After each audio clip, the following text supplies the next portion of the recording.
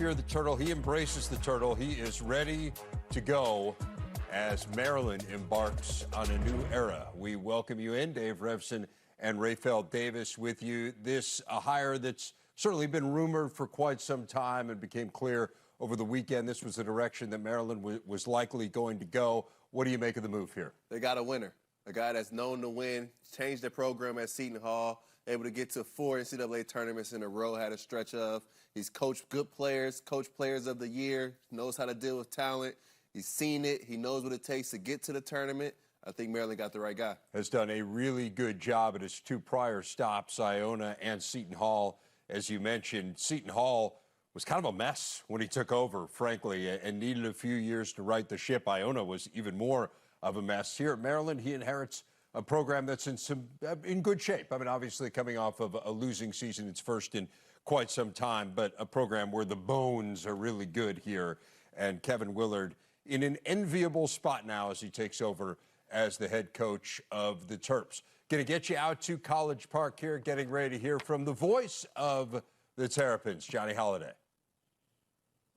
We all enter a brand new and exciting era of Maryland Terrapins basketball. Tonight you're going to hear from University of Maryland President Darrell J. Pines, Damon Evans, the Barry P. Gossett Director of Athletics. But first, I'd like to direct your attention to the video board for a very special tunnel walk.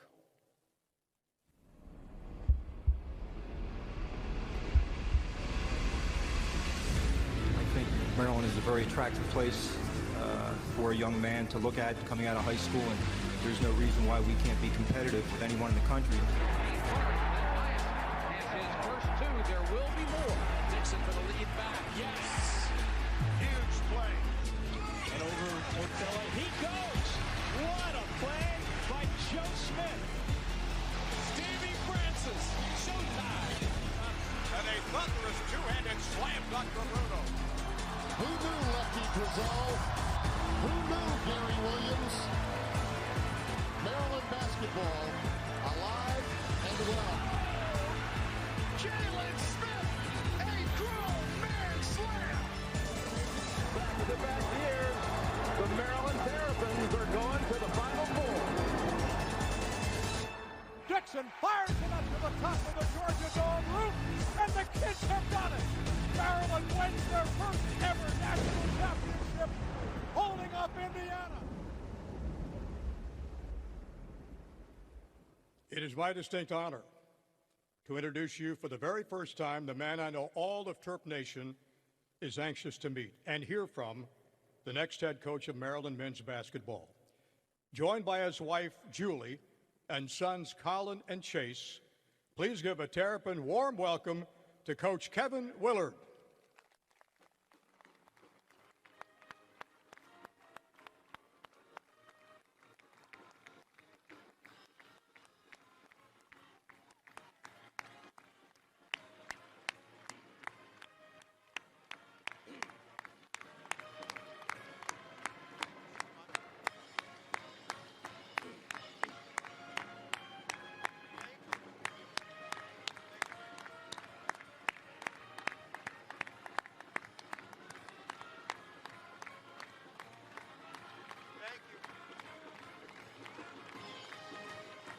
Gary would be proud.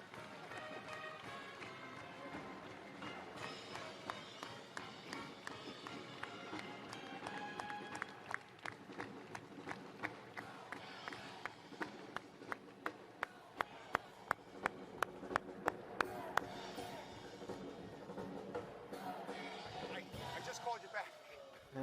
Welcome, Coach. Welcome. I'd like to introduce to you now the 34th president of the University of Maryland, who's in his 2nd academic year as president and 27th year on campus here in College Park. Would you welcome Dr. Darrell J. Pines?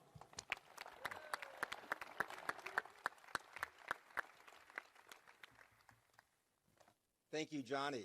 How about it for Johnny Holliday, the voice of the Terrapins?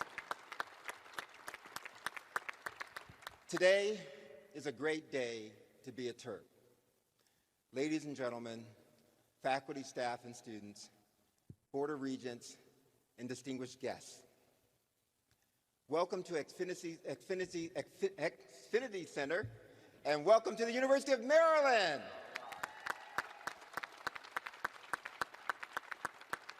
Today, we welcome the Willard family. Coach Kevin Willard, his wife Julie, and their two sons, Colin and Chase. Give them a round of applause for being here today. Today is an exciting day for me and the university. We are here to welcome a new men's basketball head coach, which is a point of pride for me as I complete my second year of president at this great university. This is also an exciting moment for the entire university system of Maryland. I'd like to thank Chancellor Jay Perman and Chair of the Board of Regents, Linda Gooden, for their support of our university and of our athletics program. And of course, I need to send a shout out to Coach Brenda Fries, our amazing women's basketball coach, who departed earlier today for Spokane, Washington. Good luck to you, and let's go beat those Stanford Cardinals.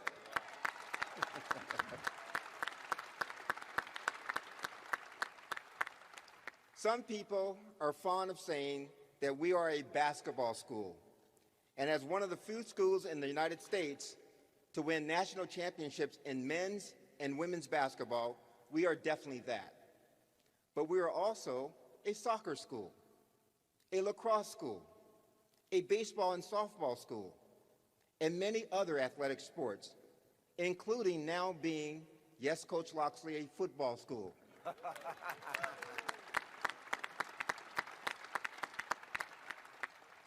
But let us not forget, we are also a premier engineering school. That's right. That's right, you can clap for that. We are also a Pulitzer Prize winning journalism school. That's right. We are a caring community school of public health. We are an entrepreneurial business school, and we have a breakthrough science school. Yes, who's clapping for science? We are a research school, a teacher education school, and an arts school, and a multiculturally diverse school. Because here at the University of Maryland, we demand excellence in everything that we do, including athletics, and of course in academics. Athletics is a critical part of our university and our excellence. Some people call athletics the front door of the university. And there's a lot of truth to that as well. It's the most visible part of our university, and we all love watching our student athletes on television competing in the sports that they love. As a parent of a former student athlete here at the University of Maryland, and now a professional athlete, I can truly attest to the transformative role that athletics plays in the development of our student athletes as impactful citizens in society. But athletics is more than that. Athletics brings us all together. No matter when you graduated or no matter what you studied, athletics has the power to enhance the reputation of our entire university, boost applications, fundraising, and alumni engagement, and even help us tell the complete story of excellence of our University of Maryland, like I'm doing to you right now, in front of all of you, in front of so many cameras, broadcasting to millions of people who will see this at home. Let me just share a story with you. Back in 2002, I was a rising associate professor in aerospace engineering. And I can literally remember every moment surrounding the time when we won the men's national championship in basketball. It was not just a win for Coach Williams. It was not just a win for the team. It was a win for this entire great university, but it was a win for every Marylander in the state of Maryland. It was as if our university had not only arrived athletically, but it had also arrived academically. From that one moment, we saw our trajectory rise as one of the premier research institutions in the United States. And in the fall of 2003, right after our national championship, when we saw the largest rise in applications to this university in our history at that time, the student quality, by every measure, shot up exponentially, and fueled the growth of our outstanding honors program, of which today comprises 80% of our enrolled freshman class. I share this little history with you because this is why athletics at Maryland is more than just the front door, because it unlocks all doors of opportunity and excellence at our great university.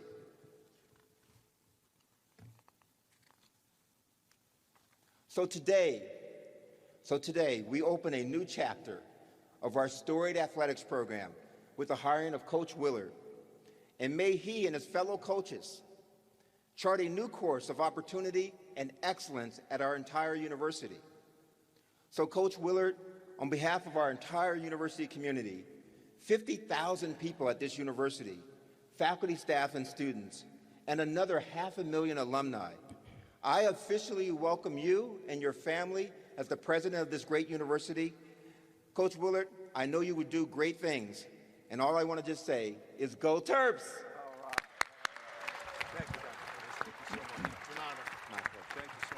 Thank you, Dr. Pine.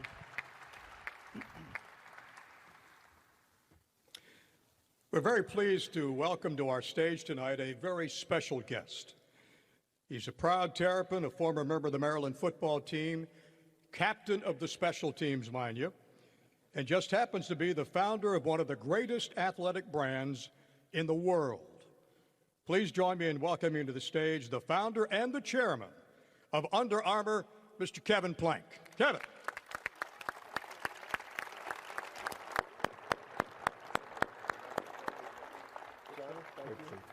Thank you. Good afternoon, good evening. It's great to be here. It's a big, important day, and Johnny is always my favorite lead-in. I used to cut his grass when I was a boy, actually, in Kensington, so it was nothing like having a Johnny Holiday call that said things like, Kevin Plank close to the tackle, you know, so. I'd like to I'd really just love to give a few comments. As first and foremost is Coach Willard, Julie, Colin, Chase, welcome to Maryland. Like it's great to have you here. And as a part of that, welcome to our family. And it's a big family. It's one that really cares. And you can see that from the turnout that you have here today of how big of a deal this is and how much pride is involved in our school, in our athletics, in our football. Coach, I got to give you a shout out, and especially here in our basketball program. It means a tremendous amount to us. When I first heard the news about Coach Willard joining the University of Maryland basketball team, and as our new head coach, I was excited for my alma mater because I knew that we were getting not only a great coach, but a really great person.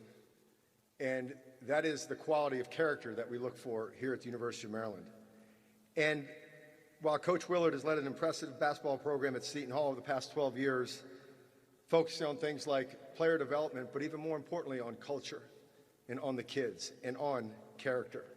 And I want to thank on a personal note, because there's a little bit of conflict here, is that Brian Felt, the athletic director at Seton Hall, is also an Under Armour school, so it's a little bit of a nod that we have.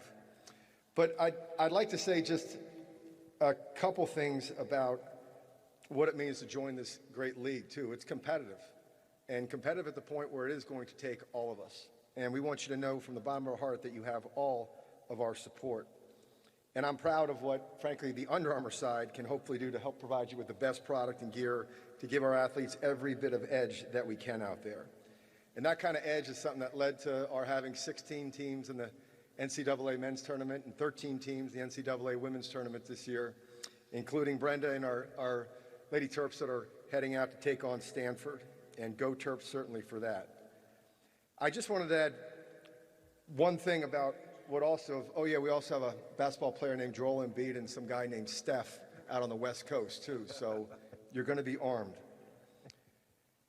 I want to quote our great Hall of Fame coach, who, as we were talking about this and the excitement around this as well, he made the comment of just saying, you know what, it's okay to say that we're going to be great. It's okay to say that we're going to be great. And that's the expectation that we should have here at the University of Maryland. And I know that every single one of us does. I'd like to do one thing if I could, and this actually, as you know, would happen in very, very short notice. But one of the things that I wanted to give a token of our appreciation and knowing that you're joining one of our teams. And so Coach Patsos, maybe you could just give me a hand real quick, and ask one of the boys to help you out. But you need to decorate your office, and it is a weight being a head coach and having all this stewardship under your watch and command. And so we've got you something to affix to your wall. And honestly, I didn't have anything, so I actually pulled this off a wall at Under Armour and said, we got to bring him something. I can't come empty-handed. So it weighs about 40 pounds. You can't affix it to drywall, but you guys will figure it out. And we just want to say thank you very much. Coach. I think they have to get the weight room.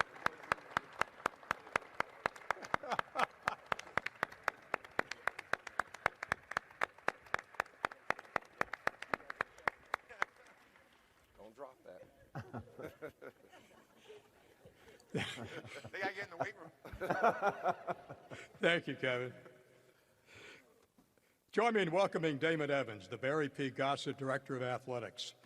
He's in his 5th year running our Maryland Department of Athletics. He's been a part of the Terrapin family for the past 8 years.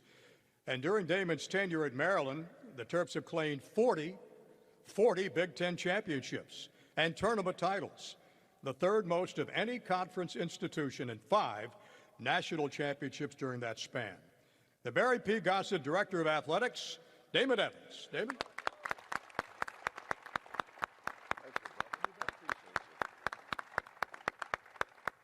Let's see, we got a lot of notes up here. But first and foremost, I'm excited to be here with all of you this evening, and I'm going to give a special shout out to someone. I'll probably shout out a lot of people, but I want to give a round of applause for a very special man, someone who put our basketball program on the map. So I'd like to ask Coach Gary Williams to please stand, and let's give him a round of applause.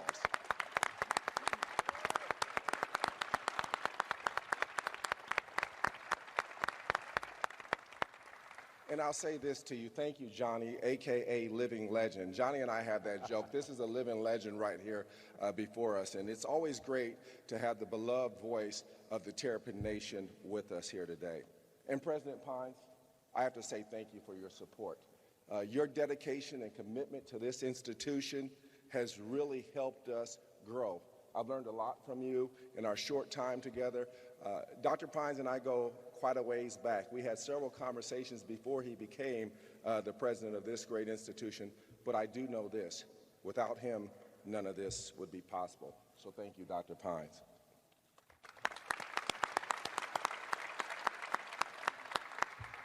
To everyone here, friends, family, and Terps, today marks the beginning of the next great chapter in the proud, storied history of Maryland athletics and Maryland basketball. I'd like to acknowledge some very special people in attendance. The individuals who guide and manage our 20 sports programs, our coaches. And if all of our coaches, if you're here, please stand and let's give them a round of applause.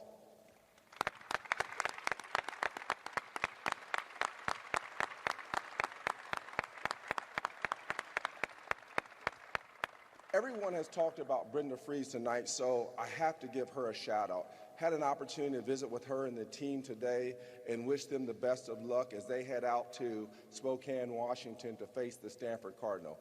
The one thing that we all know about that Terps team is Brenda Freeze will have them ready to play, and I'm looking for us to go out there and make a lot of noise in the Sweet 16. So Brenda, we want to let you know we love you, we're cheering you on, and go Terps.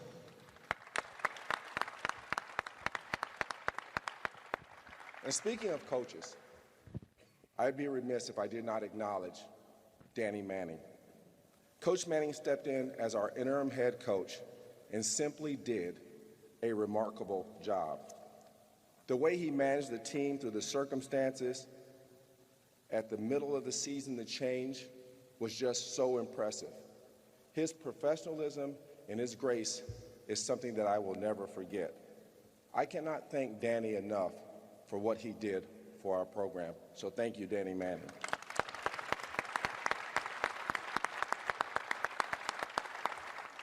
I'd also like to thank the students that are here with us this evening, because without them, this place does not get as electric as it does. You should be on a beach right now somewhere in Florida. It is spring break, but you chose to be here with us this evening and for that, we are grateful.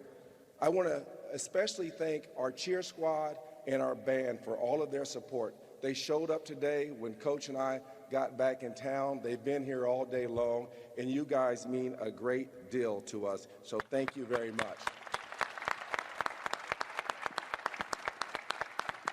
And my man Testudo. Testudo, the best mascot in the country, brother. We're glad you're here. I won't forget you. This is really an unbelievable day, guys. We're here to celebrate a new head coach for Maryland men's basketball, a man who will lead our program for years to come. We are also here to officially announce another key piece in the advancement of Maryland basketball. I am so proud to reveal that we raised nearly $40 million to build a new basketball performance center. This was a project that Kevin and I talked about a lot, how crucial it was to the success of our program for both men's and women's basketball. I am so thrilled that it's going to become a reality. I also know this. Without the generosity of a lot of you sitting in this room, those donors who have given to this project, it wouldn't be possible without you. And we never take that for granted. You made this happen, so thank you.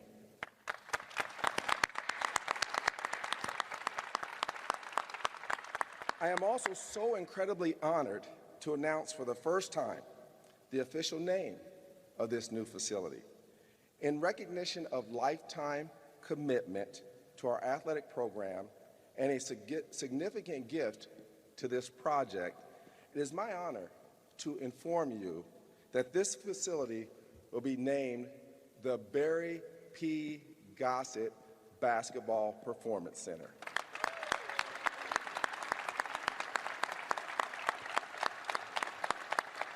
As many of you know, Barry's imprint can be seen all across our great university. In athletics, we affectionately call it the Gossett effect. Barry could not be here with us today, but I'd like us to recognize him with a round of applause.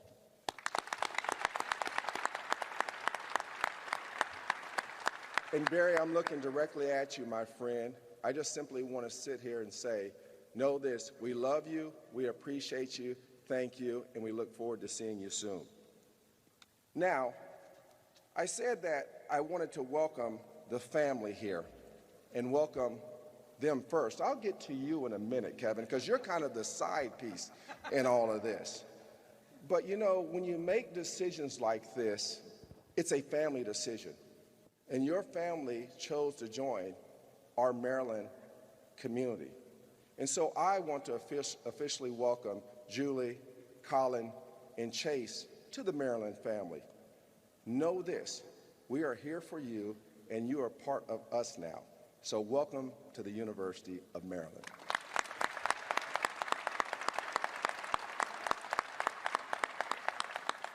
Now, as I said, I would get back to you, Kevin. So here it comes. Are you ready? He's nervous. From the beginning of our search for a new head men's basketball coach, Kevin Willard was at the top of our list.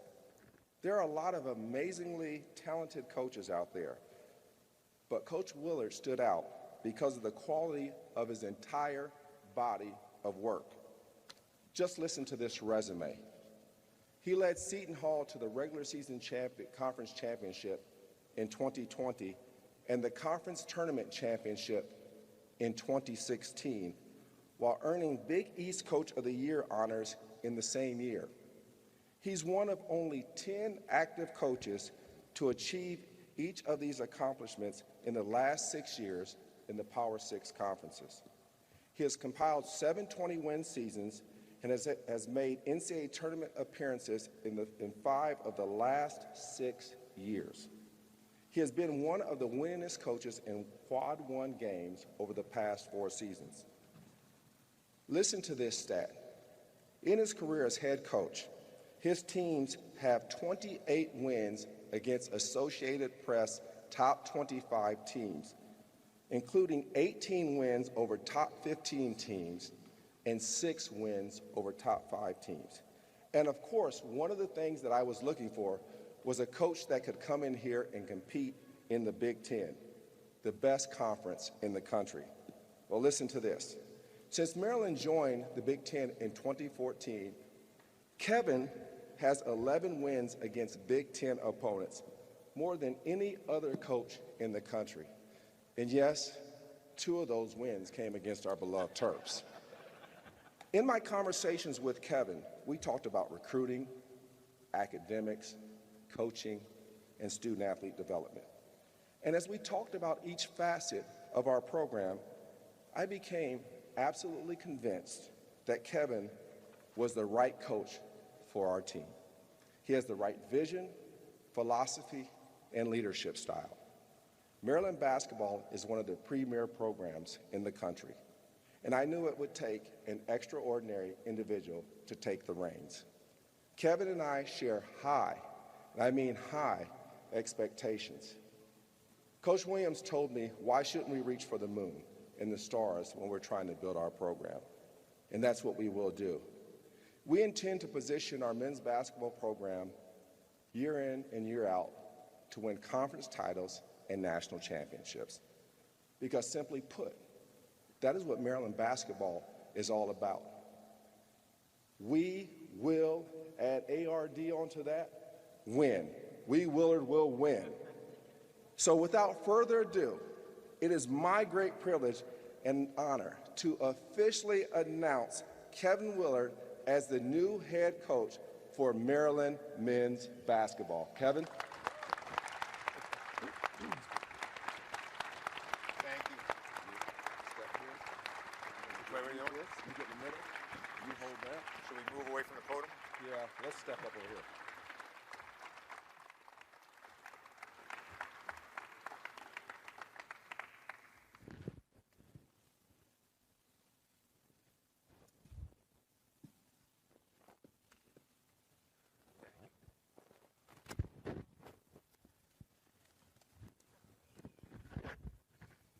Thank you very much. I'm honored and humbled to be the head coach of the University of Maryland, to be honest with you. They gave me this script, and as you guys will soon start to know, I am from the Northeast, and we don't do scripts in the Northeast. I'd like to especially thank Dr. Pines. We had a great conversation on Monday. He started talking about all the stats that Damon was giving me out, and I was so relieved because I thought he was going to start talking about engineering and everything. He did at the school, and I was like, oh man. So he started talking about Ken Palm and this stat and that stat, and I was like, Dr. Pines, you're my kind of guy. So thank you, Dr. Pines, for this unbelievable opportunity. A lot of people think, ADs aren't that important. I know football coaches love ADs. Basketball coaches kind of just go with the flow a little bit. But as I talked to Damon after we had lost in the NCAA tournament, 2 things I really wanted to work with somebody is someone that had great passion and great vision. This is a top 10 job in college basketball, hands down. I would not be here.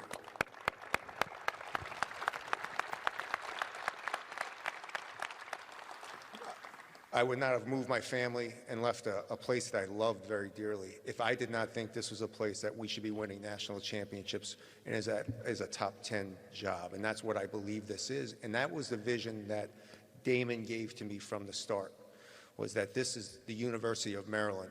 This is an unbelievable job in an unbelievable area. And as I very quickly, and my family have quickly found out, with unbelievable people. We've been so welcomed in just the 2 days that we've been working together. I would just like to say, Damon, thank you so much for the tremendous opportunity that you have given my family and I, and that we will work every day to make sure that we are competing for national championships every day. I have to say, I would like to thank my Seton Hall family. I was there for 12 years.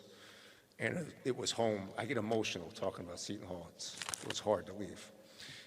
Guys like Pat Lyons, Joe Nyer, Hank D'Alessandro, Jim O'Brien, Alfred Gillo, Kevin Marino are just a handful of great supporters that helped build a program that was really struggling into a program that was ranked in the top 25, 7 out of the last 8 years, graduated every player, went to 6 out of the last 7 NCAA tournaments, and won two championships. I had great support, and I want to thank all my players, my staff, for their dedication. I love you guys, and I appreciate everything that you have done. To my family, my wife, Julie, Colin, and Chase, who have made great sacrifices to take on this opportunity, I thank you and I love you. I didn't think Kevin Plank was going to be here today, so I'm honored, Kevin. I have to thank Kevin personally because we were an Adidas school at Seton Hall for a long time, and we were floundering. And Under Armour came into Seton Hall and sat down with us and gave us a sales pitch and showed us the sneaker, and it was very early. I think this is 2012. And I would have to say that we would never have built our program the way we did if it wasn't the support of Kevin and his unbelievable family at Under Armour, their employees, their vision. They grinded every day to help us get there, and I just want to say thank you, and I'm honored to be here at the University of Maryland, where I know what you did, and I know how good of a football player you were, and I got to make anyone that's captain was a heck of a football player. So thank you so much, Kevin. So a reporter asked me today, why Maryland? Why Maryland? Why now? And it was a kind of a, like I said when I go off script. In 1999, I was working for the Boston Celtics. It wasn't really an assistant coach. I was more of a video guy, advanced scout. And back then, college basketball wasn't like it was now, where it's on TV every night, and Tuesday you can get this game, Wednesday you get this game. Back then, they had Big Monday, and Coach Williams and I were talking in the office. It was a Thursday night game. And in 1999, I turned on the TV, and there's Joe Smith and Stevie Francis, and they're running up and down the court, and they're throwing alley-oops, and they're dunking, and they're playing, and there's Coach Williams. He's going up and down the sideline. He's sweating. He's got the tail thing going. I loved it. And I remember watching Maryland basketball, and I remember thinking to myself, I want to play for that man. I want to play at that school, because they had such swagger. They had such confidence. They had a way about them that when you watch Coach Williams' teams, now as a coach, and I go back and I look at your teams, they were so fundamental. They passed, they had a great assist-turnover ratio.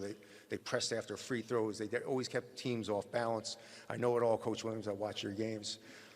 But his teams had a swagger. His players had a swagger. The University of Maryland had a swagger.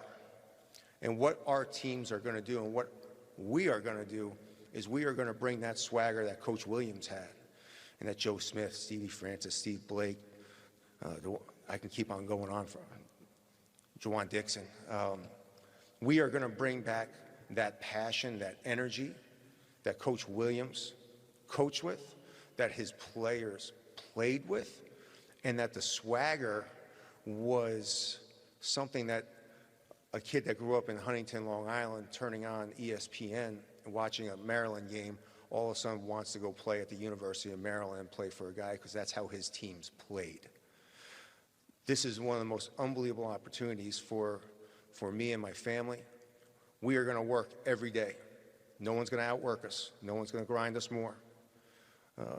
We have unbelievable support. It's an unbelievable university. I've been here. I've walked around. My promise to you is no one will outwork me. It just won't happen. No one's going to outwork my teams. They might have a better zone offense, and if you ask the Seton Hall fans, they will tell you everybody has a better zone offense than me. But I will work every day. My staff will work every day. We are going to have fun. We are going to bring the swag back to Maryland basketball, and we are going to win at a high level, and I promise you that. Thank you for this opportunity. I will not let you down. Go Terps.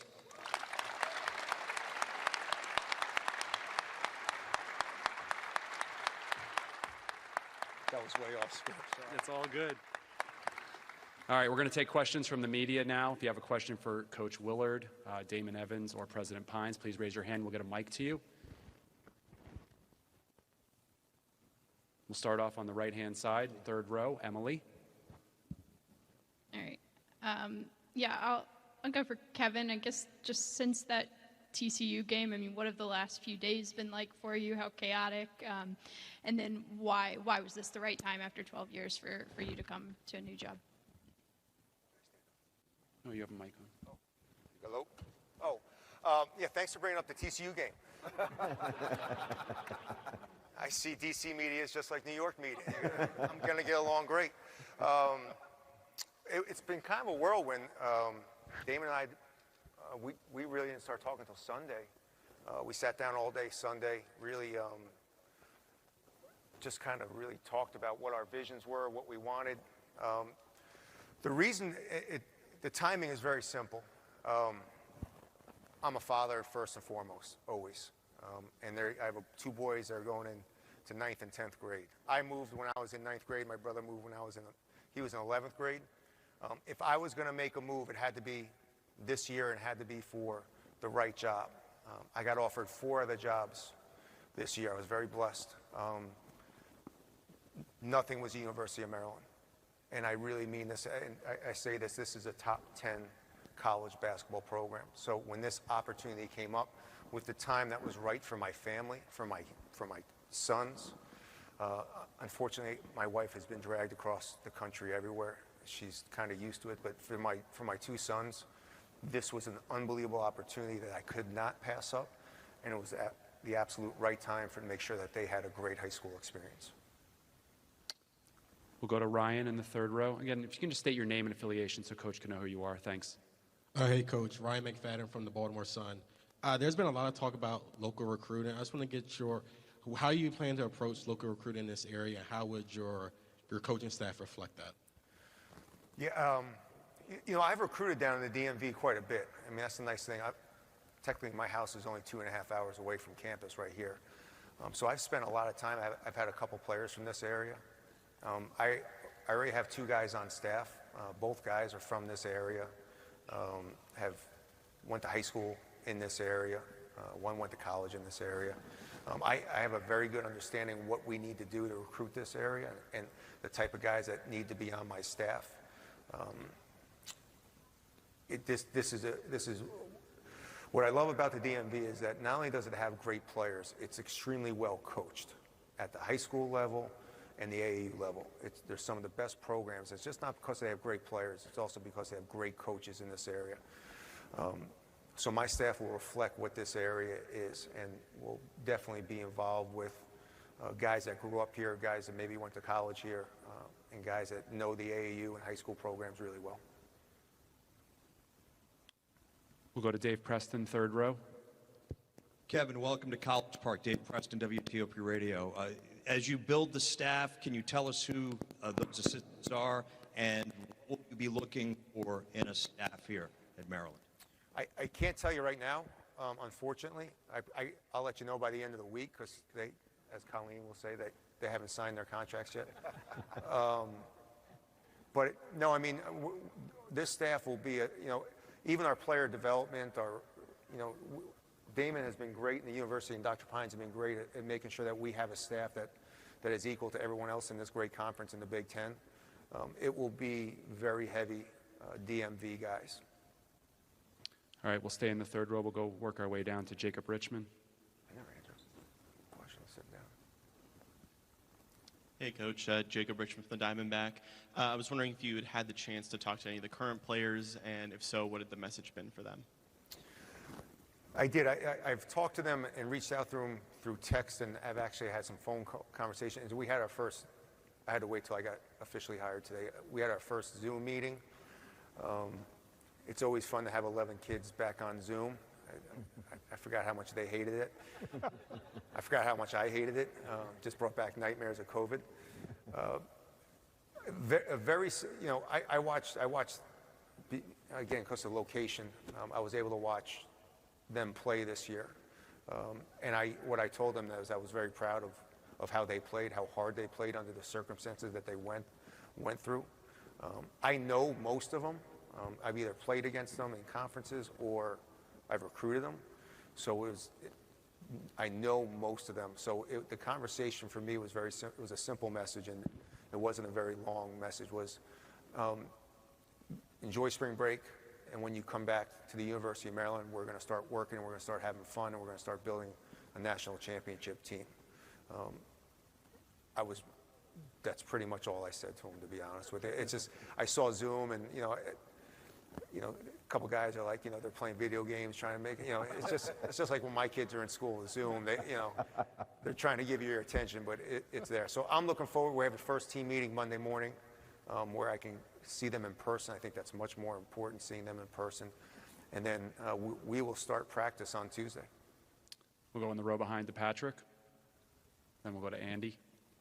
Two questions for two different people. Damon, what's sort of the timeline at this point for getting that basketball facility open? And President Pines, what do you see as the impact of this hire in general being on the university? Start with Damon. All right, great question. Very excited about the Basketball Performance Center, first and foremost. And again, I'm going to thank all those who've contributed to it. It's a critical piece for us. Our goal is to hopefully get the shovel in the ground if everything stays on course as planned sometime around the 1st of next year, next January, to move forward with the shovel in the ground. And then from that point on, the project takes about 18 months. As Josh Kaplan always tells me, everything takes 18 months to do. So that's kind of the timeline we're on right now. All right, President Pines. Just what Coach Willard said, to bring Maryland basketball back to prominence. And what that does for the university, as I said in my remarks, is that it opens up other doors of opportunity. Our alumni re-engages the whole university, not just our athletics program. And we saw that back in 2002, and I hope to see it again soon. We'll go to Andy. Hey, Kevin. Andy Kuska from the Baltimore Sun. Kind of following up on that practice facility, how big of a sticking point was that to you to get that commitment across the line, and what does that do to a program to have that basketball-specific facility? So there was no sticking point. This was the University of Maryland basketball job. I knew, Damon said that he was going to get it done. I believed him. And again, this is one of the most premier basketball jobs in the country without a basketball practice facility. Just wait till we get a practice facility. What a practice facility does, everyone says it's for recruiting. It really has nothing to do with recruiting. It's for the player experience. And so when your kids are here, they have a place that they can go, that they can eat, that they can rest, that they can do everything. It does help recruiting, absolutely. But it's also for your players, and it helps them get better, helps them get more rest, it helps them get the right nutrition. It's not only just about getting your players here, it's about getting them better while they're here. And that's what we talked about. And whether it was this year, next year, I wasn't going to pass up a top 10 job just because they didn't have a box. We'll go to the far back corner in the right, Darren. Hey, Coach. Darren Haynes from WSA, CBS in D.C. Congratulations on the new job. Thank you. You're speaking about having 4 other offers, and I'm wondering, what does it mean to you that you had choices, but Maryland chose you? Yeah, that was a big part of the decision, too. When I was finally offered a job Sunday night, technically, I sat down with my wife and my 2 boys. It's a family decision. And I said, this is something that I could never pass up. I said, this is a special place. They've done it at the highest level with the highest coaches. Lefty Drizel. I apologize, I didn't mention Lefty. Started this, and then what Coach Williams did for all those years at a level that I want to achieve. And I think what Coach Williams did and show us was the fact that at the University of Maryland, it's possible, and it should be done, and it should be expected. So when I got the offer, it was a really, really good feeling, to be honest with you, because it's where I wanted to go. It's where I wanted to be. I knew Under Armour. I knew how much they support. I knew how great of a brand it was. The people. It's just a total package. So for me, it was where I wanted to go if I was going to leave, because I know how great this place can be. All right, we have time for a few more. We'll go dead center in the back of the room. Hey, Kevin, congratulations and welcome. Joe Yashroff from Montgomery Community Media. The transfer portal has become so huge now. What is your philosophy on it and your strategy for the transfer portal? So I learned a lot this year. I mean, the transfer portal helped me get back to the NCAA tournament, but it was also something that it's very difficult. You have to make sure you have to be really strategic in the portal. You have to make sure you have to see what's on your team and who are the guys that have worked and helped get your program to a certain spot. And you got to make sure you take care of those guys and reward those guys. At the same time, you can use the portal to make sure that those guys are a little bit more successful, can help you. I also believe that you still need to recruit freshmen, because your culture can't last year in, year out if you're just picking guys from a portal, from this guy from San Diego, this guy from Florida, and all of a sudden now you have all sorts of different terminology on how guys play, terminology on how your guys' culture is. So I think you have to be extremely strategic with the portal. It's become a weapon in college basketball, but you cannot get away from recruiting talented high school freshmen and developing those freshmen with your culture, your work ethic, so that is passed on year in, year out. That's what we did at Seton Hall. I made sure that every year we brought 4 freshmen in, and those freshmen were going to learn from the sophomores and the juniors. And then I got really strategic on how we used the portal. And we brought in really, really good pieces to help us get what our roster was missing. All right, we'll finish up with Wayne in the third row on the right-hand side. Wayne Viner, Terp Talk. Can you talk about your style of fan engagement, former player engagement, how you look to fill coaches for questions for Coach Willard? I mean, I really like hanging out with anyone who likes to have a beer. And if anybody wants to have one in about an hour, I'd really appreciate it. Yeah, no, I mean, that's my job. I mean, this is what I love. You know, I love events. I love, going out and meeting people, playing golf with people. Getting to know our fan base, getting to know everyone. I think it's a big part of what you do, because there's going to be times when you struggle. There's going to be times when your team struggles. The more you engage, the more you get your fan base engaged, the more you get your fan base to know your players. I think that's a big thing that I've always tried to do, is get our fan base to know our players. Because at the end of the day, those are the guys that are giving it their all and laying it on the court. So I think it's a huge part of the job. I want to thank you all very, very much for coming this evening. This very special evening celebrating the arrival of Kevin Willard as our new basketball coach. Kevin, all the best to you. We can't wait for the season to begin, to have that vision of winning a Big Ten championship and the vision of winning, as Coach Williams did in 2002, the national championship for men's basketball. All the best. Thank you all very much.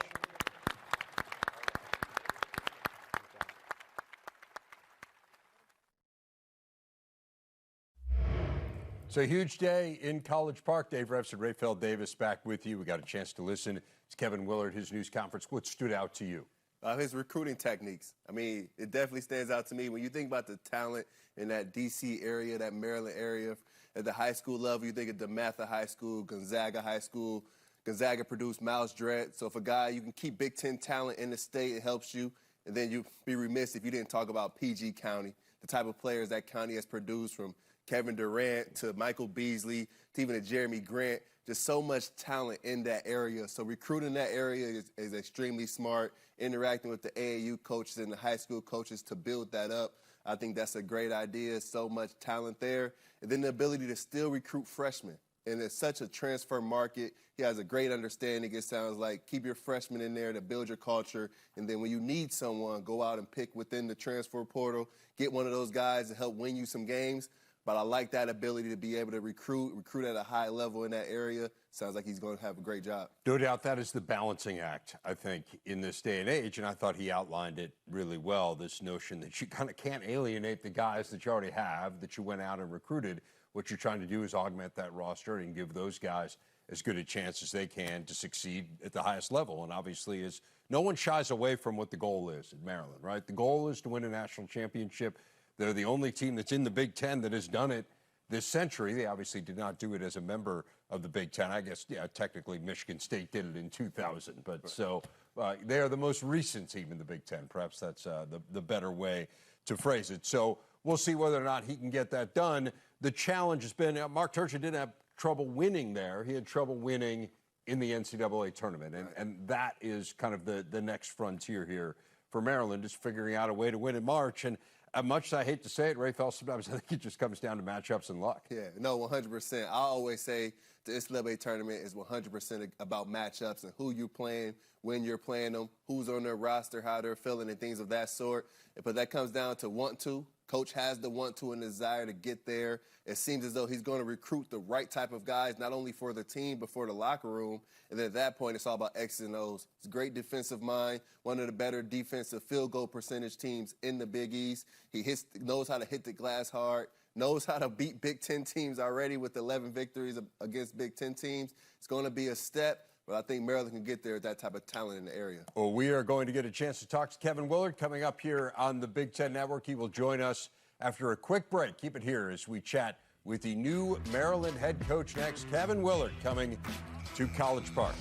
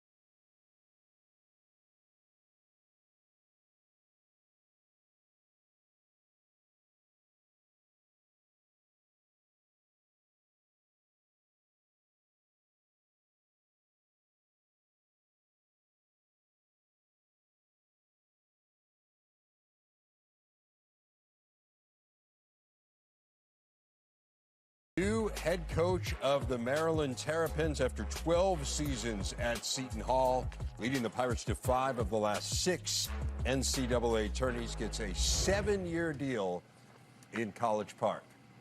Very pleased to be joined now by Kevin Willard. Coach, first of all, congratulations to you. You mentioned at the news conference that you were offered 4 other jobs here in the offseason, so it's nice to be wanted. What separated Maryland? Why was Maryland the job that you chose to take? Yeah, I mean, thanks, guys. Thanks for having me. You know, it was kind of simple. I mean, you know, it's an unbelievable program. What Gary Williams did here, what Coach Turgeon did for the last 10 years. You know, this is a program that's, in my mind, a top 10 college basketball program. And geographically, it fits me. You know, I'm from the Northeast. I've recruited in the Northeast. I understand. I've played against a lot of Big Ten teams. So a lot of the factors that I was looking for, where can I go and be successful and win? That was the first one.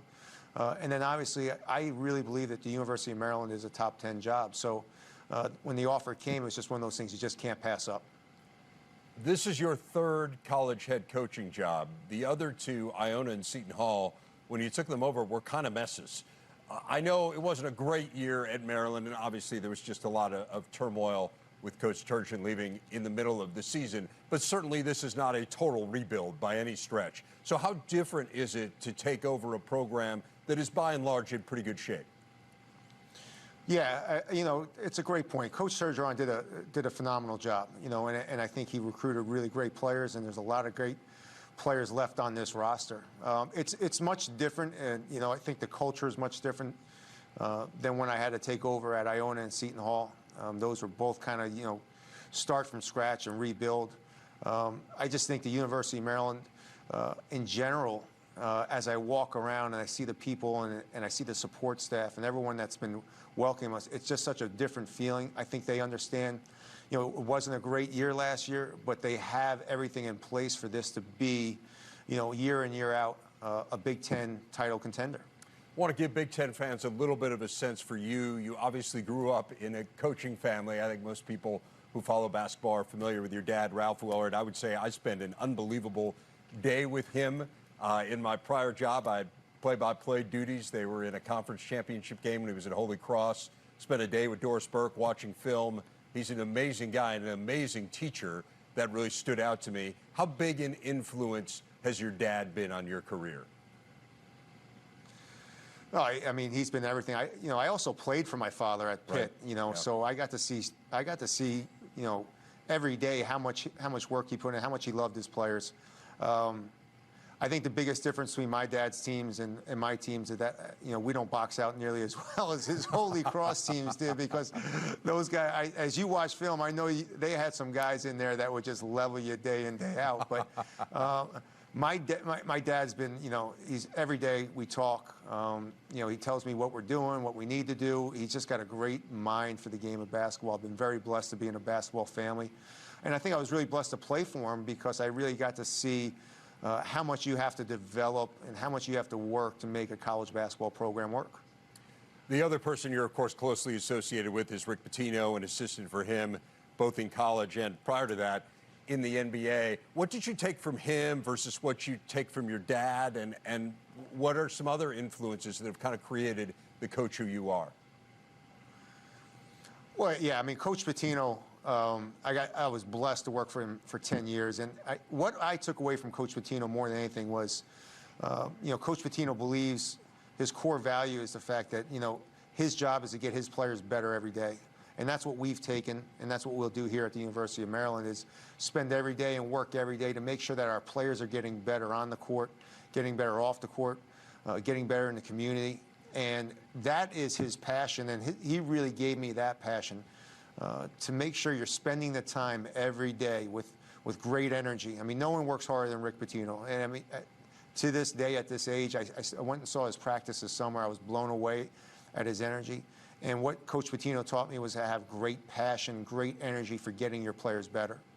One of the things that's been interesting to me in watching your Seton Hall teams through the years, and of course I've played a lot of games against the Big Ten, so I've had a chance to watch you guys. And stylistically, you have changed through the years. I mean, there are years where you play fast. There are years where you play slow. There are years where your offense is your strong suit. There are years where your defense is your strong suit. And it seems like you've kind of adapted to your personnel. What should Maryland fans, though, expect in terms of a style of play? Yeah, Dave, you're pretty good. Yeah, I mean, what I try to do is I really try to adapt my offense around my best two players and give them the best opportunity, to be the leading scorers or being, the guys that can get us buckets. We've always been in the top 25 defense in KenPom, and I always feel like our calling card has been on the defensive end. What I'm trying to do here is I really want to go back to playing a little bit more up-tempo, a little bit more freestyle on the offensive end, recruit some guys that can do that. But I have always adjusted to who my best players are on my roster. And offensively, I'll build an offense around those guys. Defensively, I'll build a defense that protects those guys so that I can keep them on the court. But what we're going to do here at the University of Maryland is have a whole lot of fun playing, get up and down a little bit, and make sure that, my best players are given the best opportunities. One of the issues at Maryland through the years, and this came up at the news conference, and David Evans announcing that Maryland is going to start construction on a new practice facility, but Maryland's been the only school in the Big Ten without a dedicated practice facility for basketball. Give us a sense of what that means kind of in day-to-day operations and why that is important. Yeah, absolutely. I mean, it's not only important for recruiting. I think everyone really focuses on the facility for the recruiting. It's absolutely important for recruiting, but really where it's really important is how are you getting your guys better? Are you giving them the best experience to get them better every day? Are they having the opportunity for the hydro rooms, the sleep rooms, or the stress rooms, which everyone has now? I mean, it's one of those things that for your player experience, it's the most important. So when I sat down with Damon Evans and he said, this is what we want to do and this is what we're going to do, I put my faith in him, and obviously he came through because he really hadn't. He kind of blindsided me today. He didn't really tell me that it was going to be a shovel in the ground. So we're super excited here. There was a sense that the last staff didn't always necessarily reflect the University of Maryland, just guys that didn't necessarily have deep ties to the school. Now, you said at your news conference that you have a couple members already lined up for your staff, but you couldn't say who they are. But just kind of philosophically, what do you think a staff ought to look like at Maryland, different from Seton Hall, let's say, or Iona, or the other places you've been? Yeah, I mean, I think it's got to reflect the DMV. It really does. I mean, this is a great area for high school basketball. It's a great area for AAU basketball. Great coaches, great players. I think your staff has to kind of reflect where you are. And I know when I got the job, the first couple things I wanted to do was find guys that really knew the area, that really knew the high school coaches, that knew the AAU coaches. I mean, it's just this area is loaded with great talent and great coaching. I just wanted to make sure that my staff represented what we're going to do, and that's kind of what I've started building. I'm going to take my time in building my whole staff. I'm not going to rush into it. I want to make sure I get the right guys here, not only for a recruiting standpoint, but I want to make sure I get the right guys for our current players that can help them develop and help them become better players. One of the really great stats that was touted at the news conference is the fact that over the last 7 years, there is no coach outside of the Big Ten who has won more games against Big Ten schools than you have. And as was pointed out, a couple of those wins have come at the hands of the Terps. So give us a sense of what you learned from playing all those games against Big Ten schools. Like, what did you learn about the league stylistically that you think could help you as you adapt to this job? Yeah, I mean, it's a monster of a league. It really is. It's one of the best basketball leagues, hands down. What I've really learned over the last 3 or 4 years playing against, Tom Izzo and Michigan State, I had to play Rutgers every year. I had a home and home with Maryland. Played at Iowa. I really think you need to have a roster that's deep. You can't really play 6 or 7 guys in this conference. I think you need to be able to go 8, 9 deep because the physicality and the overall size of this league. I also think the travel in this league is something that, if you're only playing 6, 7 guys, the amount you have to travel between, say, if Maryland has to go play at Nebraska and then you have to go play at Rutgers, I think you need to make sure that you keep your roster fresh, you keep your kids engaged and not really winding down as the Big Ten. It's a grind, and the teams here are well coached, really great players, and I'm looking forward to be part of one of the best basketball conferences in the country. There's no doubt that in Maryland there's a huge premium put on March, on the NCAA tournament, on making deep runs. What will it take to make those runs? Like, you know, what's kind of the formula at Maryland for getting them to the places that they haven't been in a while? Yeah, I mean, I'll just go back to some of my shortcomings I've had in the NCAA tournament. To be honest with you, is one of the reasons we've really struggled is we haven't had great depth. You know, as we've gone through and got into March, we've only had 6 or 7 guys, whether it's injuries or just that's what we were playing. I think what I'm really going to focus on moving forward with Maryland is making sure that we can play 8 to 9 guys, and that when you get to March, you're fresh. I mean, I think if you look at the teams in the Sweet 16 right now, from Purdue, Michigan, very big size. Obviously Hunter Dickerson, Purdue's size is unbelievable. You look at their size, and then you look at they're playing 7, 8, 9 guys consistently. I think that helps them once you get into March to kind of make those runs. I'm going to leave you with this, Coach. I always ask this of new coaches, and it sounds like you've kind of already embarked on it here, but there's the excitement of getting the job and kind of everything that went into what it sounds like it's just been a whirlwind week for you and your family. And then you get it, and the press conference happens, and you talk to the people you need to talk to, and then you settle in, and maybe you sit down in that office and you're alone for the first time, and it's kind of like, now what? What's your now what? What's kind of the first thing that you need to do to get started on this job? Man, we got to go recruiting. I have my whole week set out where I'm going, who we're hitting, who we're saying hi. Recruiting, I think we still have about another 5 or 6 days to go before it becomes a dead period. We're going to hit out, say hello to all the local guys. There's some guys that, we're going to recruit that we got to jump up to BWI, get on the airplane and go see some guys. But man, there's no time to kind of sit down and relax. I want to get to know this team really well. I want to start working with this team because I think this team has some really good pieces. And then we got to get on the road and get recruiting. So it'll be a brief period in that office, is what you're telling me. Maybe 30 seconds or so. It's going to be really brief. All right, Kevin Willard, congratulations. Welcome to the Big Ten. Look forward to working with you in the years to come. Thanks, Dave. I appreciate everything. Illinois on Tuesday introducing new women's coach Shauna Green. Green coming from Dayton, where she led the Flyers to 4 NCAA tourney bids in her 6 seasons, was named A10 Coach of the Year 3 times, replaces Nancy Fahey, who retired after a 5-year run. Exciting day for AD Josh Whitman. Thanks so much for taking some time to celebrate an incredibly special day in the history of our women's basketball program, and I know it means a lot to Shauna and her family to have such a great turnout today, so thank you very much for being here. This is the first chance that I've had to speak publicly since Coach Fay announced her plans to retire a couple weeks back. So before I get into the main event today, I just want to spend a moment and recognize and thank her publicly for her years of service to this university and to women's basketball in general. Obviously, the wins didn't come as fast and furious as any of us would have liked here, but does nothing, I think, to tarnish the reputation that she has, the legacy that she has built in this game of basketball. She's a remarkable person.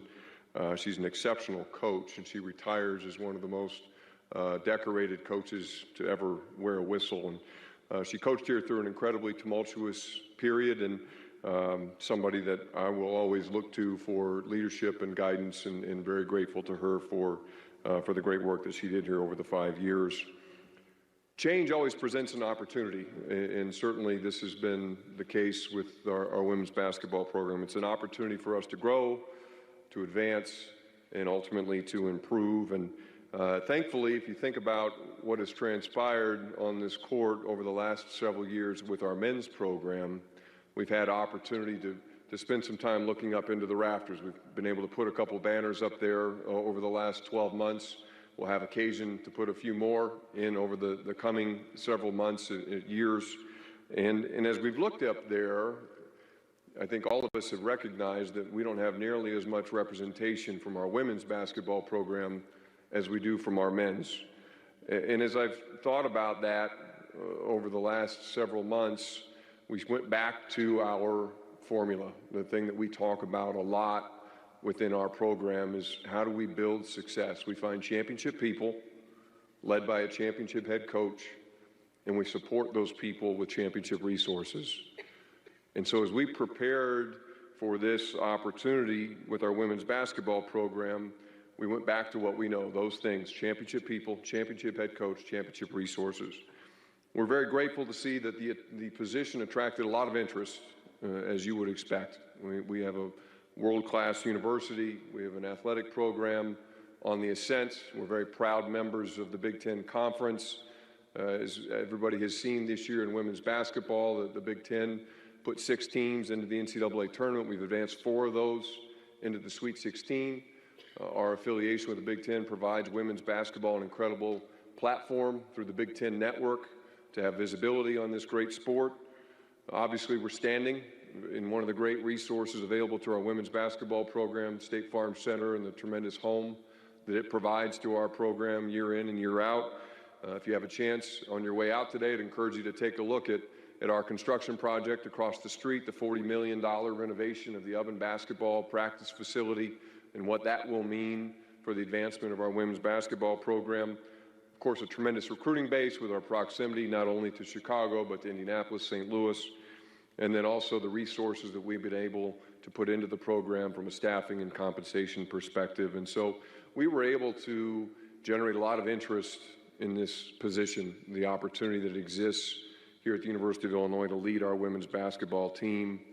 One of the things that has become consistent, I think, if you've looked across our program, I feel like we are developing a very strong sense of programmatic identity.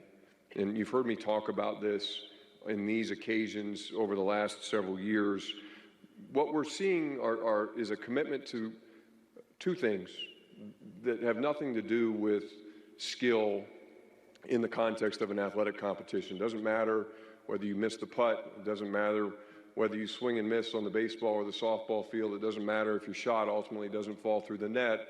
Our identity is going to be based on toughness and work ethic. It's going to be based on energy, things that you control every single day. And so as we got into this, we were looking for substance, not flash. We're looking for steak, not sizzle. And what we've done with this opportunity in identifying Shauna Green, I think speaks to that. As we got into this process, we spoke with a number of people across the industry about this opportunity, trying to gather names, look at different potential candidates, and we saw very quickly a pattern emerge. There was a name on every list that we gathered. It was Shauna Green. And then as we started to dig deeper into who Shauna is, her background, her preparation, her experience, we learned very quickly why her name was on all of those lists. And she has a tremendous background, both as a player and a coach, obviously a native of Clinton, Iowa. I didn't know where Clinton, Iowa was. Forgive me, I had to go look it up. But it turns out it's not that far from Prophetstown, Illinois, which is the hometown of another notable Illini head coach. She is the all-time leading scorer at Canisius College, also their second all-time leading rebounder. She was a 3-time first-team all-conference performer out in Buffalo, and is a member of their school sports Hall of Fame. So she has a lot of bona fides as a player on the court. But then you look at what she's been able to accomplish as a coach, and the results really speak for themselves. Again, if you've followed the patterns in how we conduct these searches, we are looking for people who are proven winners. And certainly Shauna is that. She's won 72% of her games at Dayton. In the 6 years she's been there, they've captured 5 Atlantic 10 regular season championships. They've advanced to the postseason every year of her tenure, including 4 NCAA berths.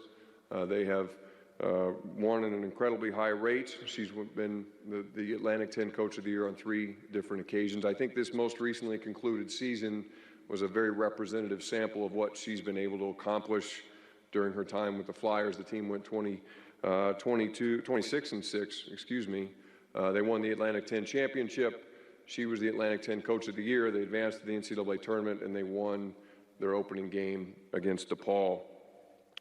Then I had a chance to finally sit down and visit with her, and I felt an immediate connection. There was a common sense of, again, that identity, toughness, work ethic. There was a common commitment to competitiveness, the drive to be great at what you're doing. And the word that came up a lot in the conversation was trust. And those of you who've been around me know how central that concept is to everything that I do around leadership and the identity of our athletic program. And she talked about how that is the foundation of her relationships with her student athletes, with her staff, with her colleagues. And that was something that of course, struck a chord with me. As we got into our discussion, I told her that we've done this before. We've built programs here. We've demonstrated as an athletic program that we can do hard things. And this is going to be hard. It's going to be a challenge. And that's something we embrace. And we were looking for in our new leaders somebody who embraced that with us, who was excited about the challenge in front of us, who saw it for what it is and was willing to look at it in the context of the full picture to see it as an incredible opportunity. The right person, without question, to do that for us is Shauna Green. And so on behalf of Chancellor Jones, who's traveling today and sends his regrets, the entire University of Illinois, we want to thank Shauna, her husband Andy, their son Mateo for trusting us, for wanting to partner with us, and for wanting to embark on this journey with us. We're incredibly excited about the future, and it gives me tremendous pleasure to introduce you to the 10th head coach of our Illinois women's basketball program, Shauna Green. Why Illinois, right? Like I've had that question a million times now. And if you would have asked me a month ago, I don't know. But as I learn more about this institution, as I learn about the people, this is an unbelievable, it's a world-class institution. The education is elite, the resources, the investments, it's here. It's here and it's ready to go. And I think that we just need the right energy, the right people to come in and to push these young women that are on our team now and to continue to recruit at an elite level, and then something to believe in. So that is why, this was it.